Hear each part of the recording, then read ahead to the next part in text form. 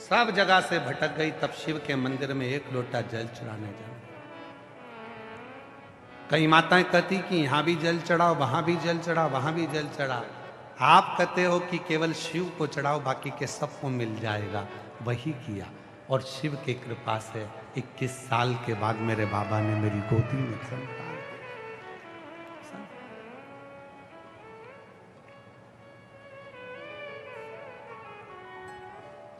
क्यों भटकना? कितना भटकता हुआ इंसान हो गया आज का। आपको जरूर हमारी बात का बुरा लग जाएगा तो लग जाए, उसमें कोई दिक्कत की बात नहीं है। अगली बार भले भीड़ भाड़ा मत बुलाना, पर कह के पूरी बात जाऊंगा, कहकर जरूर जाऊंगा। इंसान इतना भटका हुआ हो गया कि उसका दिमाग भटकता ही रहता है।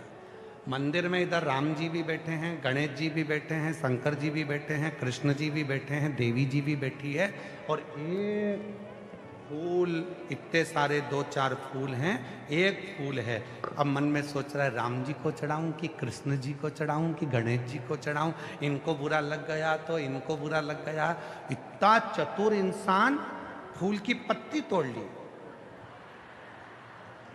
किसी को बुरा नहीं लगना चाहिए। श्री गणेशाय नमः, राम जी तुम्हारी जय हो, सांवरिया सेठ की जय हो, देवी जी की जय हो, भैरू जी की जय हो, दत्त भगवान की जय हो, शंकर जी की। शिव जी ने मन में सोचा कि मेरे तो मंदिर में नारियल भी नहीं फूटता, मेरे मंदिर में नारियल भी नहीं फूटता। वचन दिया था मैंने मां पार्वती को, आज तेरे पुत्र का शीश कटा है, आज के बाद मेरे मंदिर में किसी का शीश नहीं कटेगा, किसी का शीश। मेरे मंदिर में तो नारियल भी नहीं फूटता, तो ये फूल कैसे टूट गया? केवल एक शिव का धाम ऐसा है जहां पर ढेर सारा चावल चढ़ाने की भी मनाही है। एक चावल का दाना, वो भी आका, टूटा हुआ नहीं, उसे पसंद ही नहीं। वचन दिया है पार्वती को, वचन उसको आज तक निभाया है। एक दाना चावल का चढ़ाओ पर आखा चढ़ाओ। अब तुमने तो भैरू जी, देवी जी,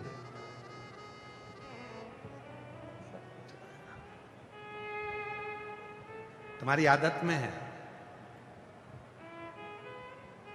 तुम्हारी आदत में भरा हुआ है। सारे नेताओं को खुश करते रहते हो तो भगवान को भी वैसे ही खुश कर लेते हो, तुम्हारी आदत में हो गया। ये भी आए हैं, इनका भी सम्मान करो, ये भी आए, इनका भी सम्मान करो, ये भी। हाँ काका जी कैसे, मामा जी कैसे, फूफा जी कैसे, सबका सम्मान हो गया। और बाद में पीछे पान की दुकान पे बैठ के सबको गाली बक दी। सब बेकार है, किसी काम के नहीं है।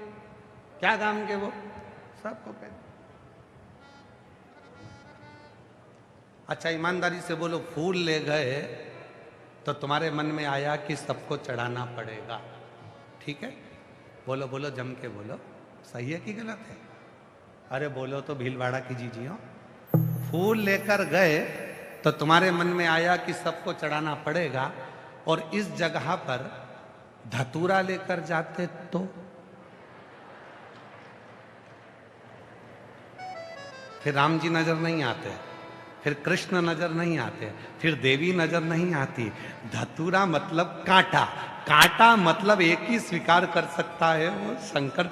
किसी मंदिर में नहीं जाते, धतूरा लेके हर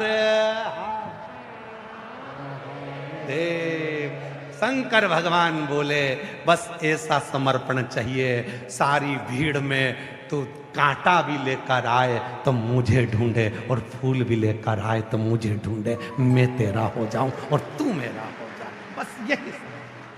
अब इससे ज्यादा समर्पण और क्या चाहिए?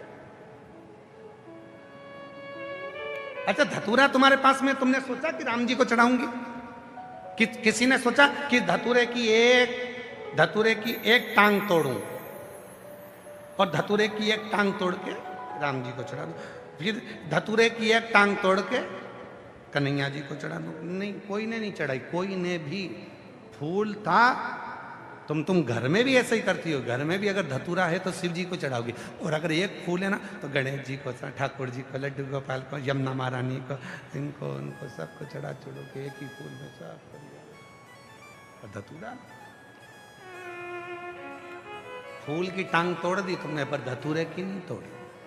तो मालूम था धतूरा केवल एक ही स्वीकार कर सकता है, और वो स्वीकार करेगा तो देवाधिदेव महादेव करेगा, कोई दूसरा नहीं कर सकता। शिव, केवल शिव। और जब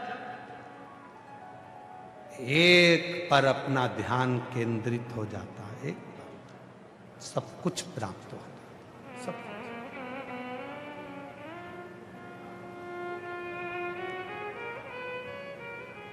किसी भी देवता का परिवार बता दो जो साथ में रहता हो, केवल शिव जी का परिवार है जो साथ में रहता है।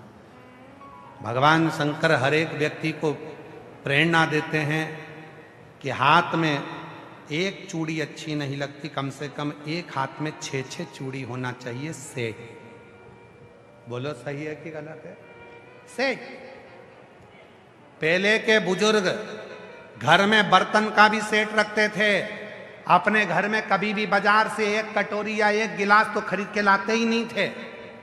जितने बुजुर्ग मिलेंगे उनके घर में थाली 6, कटोरी 6, प्लेट 6, गिलास 6, मतलब 6 का सेट घर में होना जरूरी है। चूड़ी है तो हाथ में भी 6 चूड़ी एक जैसी, फिर पाटली डली हो कोई सी भी डिजाइन की, पर सेट 6 चूड़ी का सेट होना चाहिए। रुमाल का 6 सेट, कपड़े का 6 सेट, घर में बर्तन का सेट। उसी तरह शिव पुराण कहती है कि परिवार में भी कम से कम 6 का सेट तो होना चाहिए। वो मिलाकर परिवार में भी 6 का सेट हो।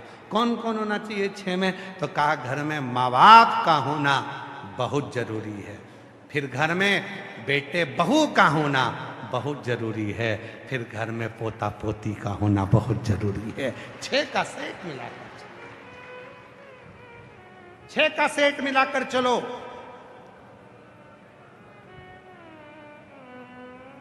छह से कम नहीं होना चाहिए।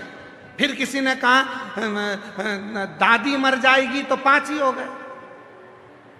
काय को हो गए? बेटे की शादी करो, बहू आ गई फिर 6। दादा निपट गया तो काय को टेंशन लेते हो? बहू के छोरा हो गया फिर 6।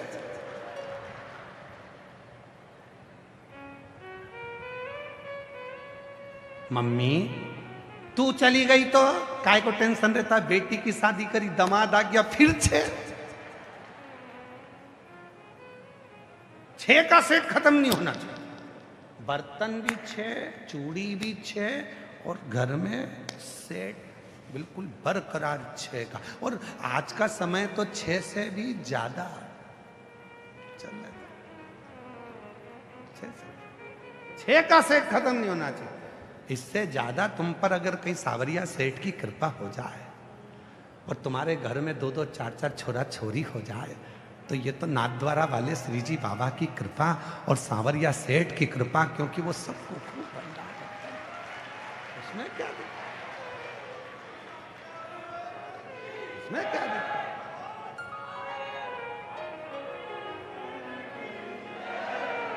वो कहे ना, अरे भरो रहे भंडार सावरिया सेठ जी, आया हूँ तेरे द्वार सावरिया सेठ जी। मारो भरो रहे भंडार सावरिया सेठ जी, आया हूँ तेरे द्वार सावरिया सेठ। हे सांवरा, तेरे द्वारा आया हूं, मेरा भंडार भरा रहे। वो फिर तुम्हारी मर्जी, पर 6 का सेट जरूर। 6 का सेट होना, सेट डाउन नहीं होना चाहिए। सेट डाउन हुआ गड़बड़ हुआ हो ना। घर में बुजुर्ग माँ बाप का होना जरूरी है, घर में बच्चों का होना जरूरी है।